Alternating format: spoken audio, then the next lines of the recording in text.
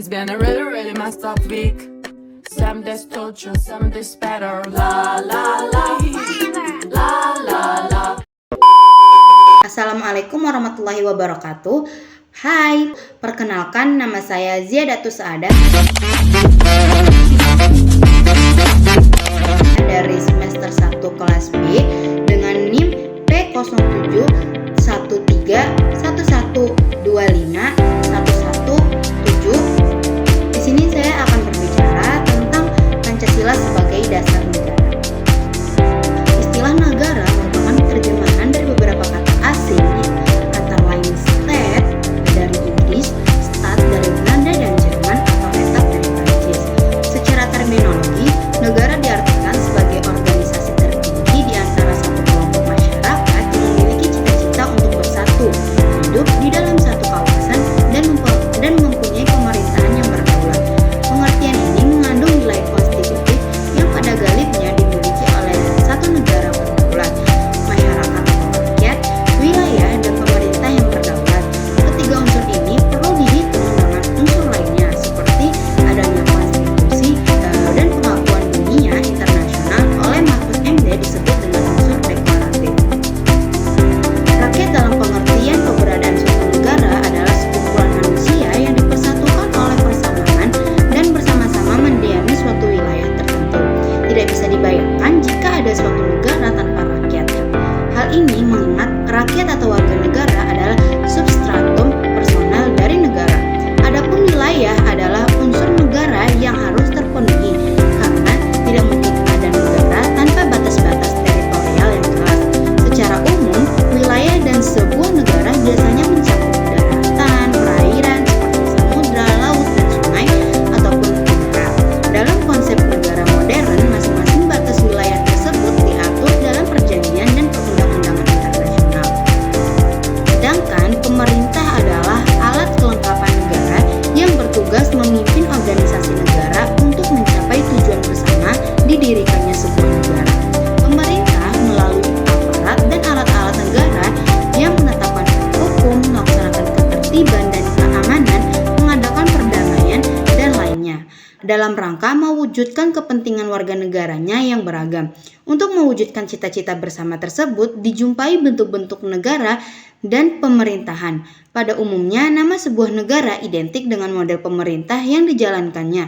Misalnya, negara demokrasi dengan sistem pemerintah parlementer atau presidensial. Ketiga unsur ini dilengkapi dengan unsur negara lainnya, yaitu konstitusi. Unsur pengakuan oleh negara lain hanya bersifat menerangkan tentang adanya negara. Hal ini hanya bersifat deklaratif, bukan konstitutif, sehingga tidak bersifat mutlak. Ada dua macam pengakuan suatu negara, yakni pengakuan de facto dan de jure. Pengakuan de facto ialah pengakuan atas adanya negara. Pengakuan ini didasarkan adanya fakta bahwa suatu masyarakat politik telah memenuhi tiga unsur utama negara, yaitu wilayah, rakyat, dan pemerintah yang berdaulat. Adapun pengakuan de jure merupakan pengakuan akan sahnya suatu negara atas dasar pertimbangan yuridis menurut hukum. Dengan memperoleh pengakuan de jure, maka suatu negara mendapat hak-haknya di samping kewajiban sebagai anggota keluarga bangsa sedunia. Hak dan kewajiban dimaksud adalah hak dan kewajiban untuk bertindak dan diberlakukan sebagai suatu negara yang berdaulat penuh di antara negara-negara lain. Adapun tujuan negara. Tujuan negara dalam hal ini dapat pula diartikan sebagai visi negara yang secara umum ditujukan untuk menciptakan kesejahteraan, kemakmuran, dan kebahagiaan bagi rakyatnya. Adapun beberapa pendapat tentang tujuan negara.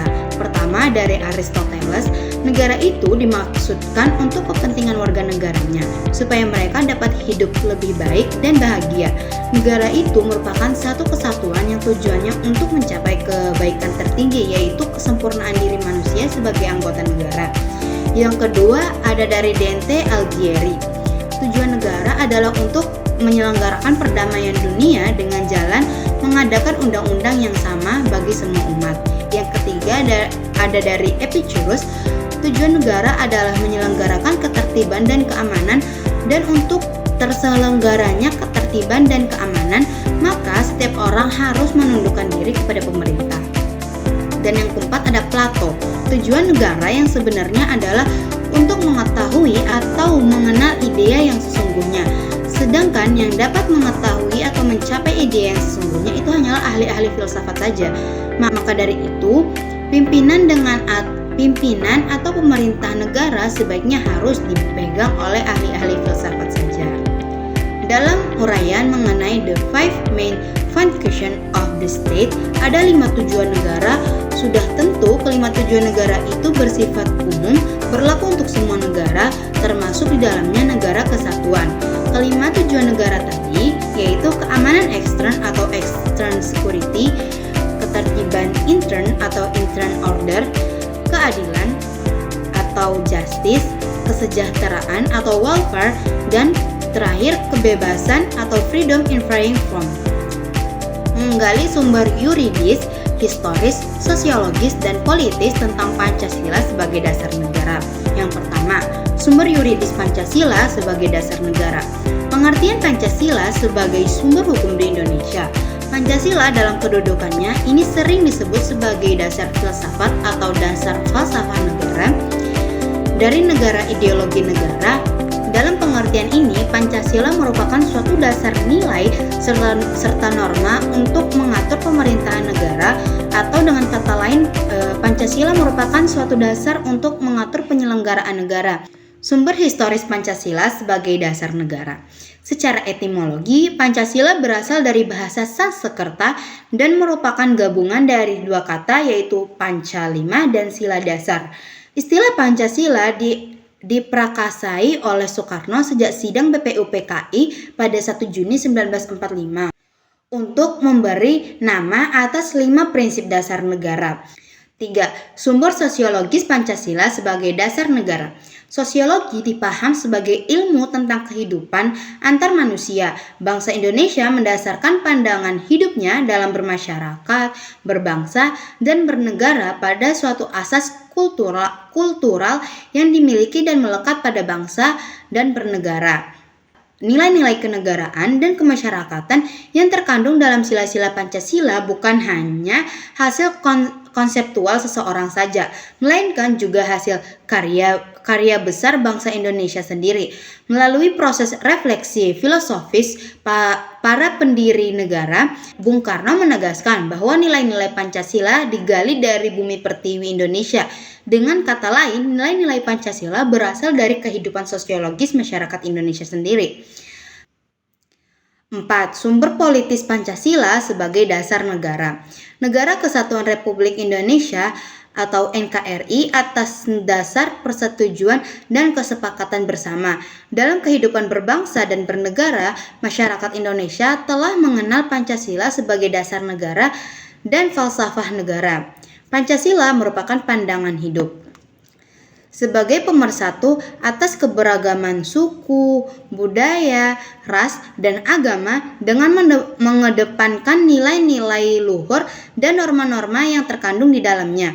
Pancasila sebagai dasar negara berarti setiap sendi-sendi ketatanegaraan pada Negara Kesatuan Republik Indonesia harus dilandaskan pada nilai-nilai Pancasila, harus senantiasa menjadi ruh atau power yang menjiwai kegiatan dalam membentuk negara.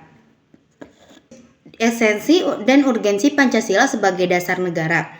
Esensi Pancasila sebagai dasar negara adalah makna dan nilai-nilai yang terkandung dalam Pancasila, yaitu ketuhanan yang Maha Esa, yang berarti pengakuan dan penghormatan terhadap keberadaan Tuhan yang Maha Esa sesuai dengan ajaran agama masing-masing. Kemanusiaan yang adil dan beradab, yang berarti penghargaan terhadap martabat, hak, dan kewajiban manusia sebagai makhluk sosial yang beradab, serta menjunjung tinggi nilai-nilai kemanusiaan, keadilan, kesetaraan, dan persaudaraan antar sesama manusia. Persatuan Indonesia, yang berarti kesadaran dan kebanggaan terhadap identitas nasional sebagai bangsa Indonesia yang berdaulat, bersatu, berbineka tunggal ika, serta menjunjung tinggi nilai-nilai nasionalisme, patriotisme, loyalitas, dan integritas terhadap Negara Kesatuan Republik Indonesia. Kerakyatan yang dipimpin oleh hikmat Kerakyatan yang dipimpin oleh hikmat kebijaksanaan dalam permusyawaratan dan perwakilan, yang berarti kedaulatan rakyat yang dilaksanakan secara demokratis dengan prinsip musyawarah untuk mufakat dalam penyelenggaraan negara, serta menjunjung tinggi nilai-nilai demokrasi, partisipasi, representasi, akuntabilitas, dan transparansi dalam kehidupan bermasyarakat, berbangsa, dan bernegara. Keadilan sosial bagi seluruh rakyat Indonesia, yang berarti kesejahteraan sosial yang merata bagi seluruh rakyat Indonesia tanpa diskriminasi dan penindasan, serta yang menjunjung tinggi nilai-nilai kesejahteraan, keadilan sosial, keselamatan, ketertiban, dan keharmonisan dalam kehidupan bermasyarakat. Urgensi Pancasila sebagai dasar negara. Urgensi Pancasila sebagai dasar negara adalah pentingnya Pancasila sebagai dasar negara yang mampu menjaga ketuhanan, kesatuan, dan kemajuan bangsa Indonesia di tengah tantangan global. Pancasila memiliki beberapa fungsi yang menunjukkan urgensi Pancasila sebagai dasar negara, yaitu fungsi integratif, yaitu fungsi Pancasila sebagai alat pemersatu bangsa Indonesia yang terdiri dari berbagai suku, agama, ras, budaya, dan daerah. Pancasila menjadi dasar persatuan dan kesatuan bangsa Indonesia yang berbineka tunggal ika. Fungsi adaptif, yaitu fungsi Pancasila sebagai alat penyesuaian bangsa Indonesia dengan perkembangan zaman dan perubahan lingkungan.